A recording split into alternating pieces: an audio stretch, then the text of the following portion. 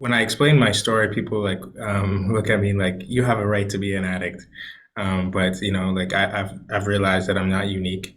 I'm not special. Plenty of people have had worse stories than mine, and so I don't have to think that way anymore. But so yeah, when I was born in Saskatchewan, and my mom struggled with drugs and alcohol. I had no father on my birth certificate. You know what I mean? So not having a dad and stuff like that, definitely impacted me. But when I was born, my mom moved back to Toronto with us, and I got separated from my siblings through foster care, and I was supposed to be adopted and stuff like that, but I never got adopted. I stayed in the foster care system.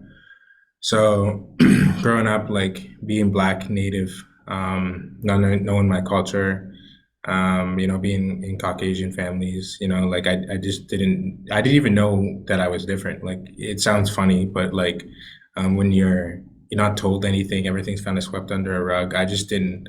I thought my foster parents were my real parents, man. Like I didn't, until I remember one day I was hanging out with this girl from the neighborhood who was also Black, and she put her skin up against mine, and she said, "You're Black too." And I was like, "What? I thought I was white," because it sounds silly, but when you're 5 years old, you don't really know. You just think these are your mommy and daddy. They're the people who feed you or whatever. Give you shelter. So yeah, I felt so disconnected. I felt so I felt abandoned, like that abandonment kind of came up early in my life. And I went through all three forms of major abuse: physical, mental, and sexual abuse in the system. And that definitely laid a huge impact on me because I wasn't able to talk about it with anybody. And so, I became very good at lying, manipulating, all those things to get what I wanted, and kind of, wearing this mask that everything's okay. When I went into high school and stuff like that, I just wore masks. Um, I started playing rugby, which is a very violent sport, and it worked for me because I was hurt. So, you've probably heard the saying, "Hurt people hurt." So I became the guy who's, never gonna miss a tackle. You know what I mean? Like I just wanted to show my masculinity in that way. So that was where that kind of started, that masculine mask. And at that time, I started hitting my head like really like a lot. Like I got a lot of concussions playing that sport, and I never told anybody. Again, the line, trying to sweep things under the rug. And while this was all going down, I had started my drug and alcohol use, and it got. I call myself a weekend warrior back then.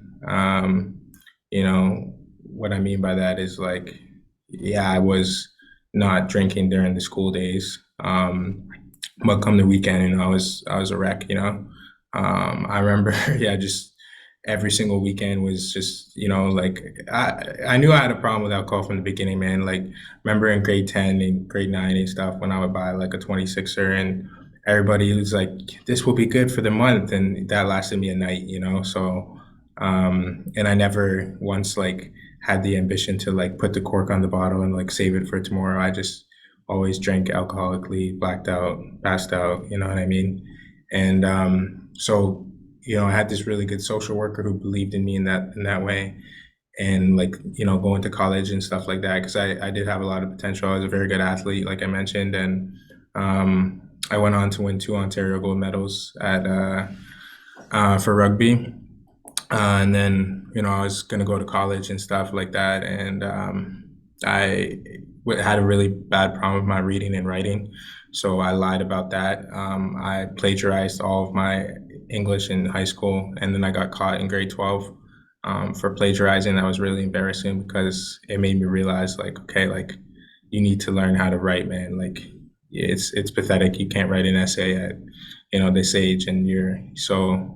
Thankfully, the next English teacher didn't make us write an essay, because I would have cheated because I couldn't write and I wasn't willing to do the work to get me to that spot because I had to learn disability kind of growing up. So I was soft in that way. Like I didn't want to do the work, the extra work.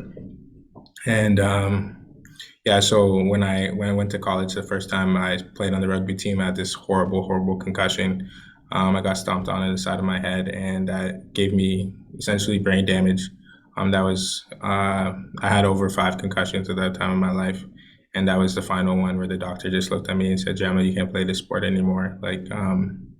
Your head's fried," you know? And the next 4 months was me sitting in a dark room, really trying to, I had to like work my way up to just like be able to pedal on a stationary bicycle because my head hurt so much. So it was a lot of depression, anxiety, dropping out of school and stuff. And then I finally got good, and then I would get drunk and I'd smash my head, and the same cycle would happen again. So, and then when I went back to school a second time, this time it was just bad because I got into harder drugs at this point in my life, and every single day I'm getting high and drunk, and I'm just becoming an absolute monster, and I'm not liking the guy I'm seeing. And again, I can't do school. I'm lying. I'm cheating. Yeah, I can't do English. I'm lying. I'm throwing that under the rug. You know what I mean? And then yeah, I eventually I was kind of like kicked out of the college because I couldn't. It was mutual. I was on academic probation, and I owed them like 3,000, a lot of money and stuff. And so, anyways, I'm done school for a second time, and that's point is just when in addiction we talk about just like giving up, like just like like what's the point? And that's when I just kind of gave up. After that, I think I was about 20 years old, and I just gave up on myself, and that's when things got really, really bad. I mentioned that dark spot, like the poverty, the homelessness, the using every single day, the what's the point of living, the suicidal ideations, the that terrible, terrible lifestyle. That's when it really set in. Like, and and at the same time, Freud talks about repression of memories, and a lot of his work, and how people can repress memories. All this trauma that I had when I was younger, I repressed it a lot. Like I put it in a bottle, and I didn't even remember it really. Like it was so weird. It was just like overnight, kind of like this trauma was like full force in my consciousness, and I couldn't escape it. Like it was like I was reliving a lot, like certain memories that I just couldn't escape, man. And I thought they never came up in early in my life, and then in my 20s they were just, yeah, it was just really bad. And I would I started to see a psychiatrist and got diagnosed with a complex post-traumatic stress disorder, and which solidified my role as the victim, and didn't give me much solution. And yeah, so it was there. I remember like people looking at me when I would tell them my story and stuff, like professionals, and they're like, "Wow, like you have one messed up life," and it's like, yeah, thank you, I know that already. Um like I need help, man. And like so yeah, like looking back, I did have a shitty life, but like I was asked this the other day by somebody, like, would you have changed it? And absolutely not. Absolutely not. I think all that made me who I am today. And I know it's kind of cliche, but it certainly, I certainly wouldn't have it any other way, because I love who I am today, and it was shaped, formed, molded by those dark times. So